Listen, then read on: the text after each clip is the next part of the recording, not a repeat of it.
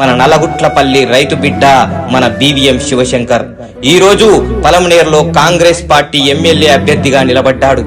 కేవలం కొద్ది నెలల్లోనే ప్రజల్లోకి వెళ్లి వాళ్ళ బాధలు కష్టాలు తెలుసుకొని వాళ్లకు దగ్గరై వాళ్ళ అభిమానాన్ని సొంతం చేసుకున్నాడు. ఇప్పటి వరకు మద్యం బిర్యానీలు పంచకుండా రాజకీయం చేశాడు.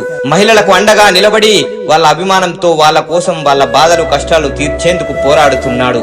ఒక్కసారి ఆలోచించండి, 2000 రూపాయలకు అమ్ముడుపోతారా లేదా మన పలమనేరు అభివృద్ధి కోసం వచ్చే 2400 కోట్లు తీసుకొచ్చే నాయకుడికి ఓటు వేసి మిమ్మల్ని మీరు గెలిపించుకుంటారా? ఇప్పటికీ 2 నాయకుల్ని చూశారు. వాళ్ళ వల్ల ఈ 10 సంవత్సరాలు జరిగిన అభివృద్ధి మంచి ఏం లేదు. ఇప్పుడు మన యువ నాయకుడు మన శివశంకర్ అన్న వచ్చాడు. మంచి సేవకుడు, పాలకుడు, నిజమైన నాయకుడు.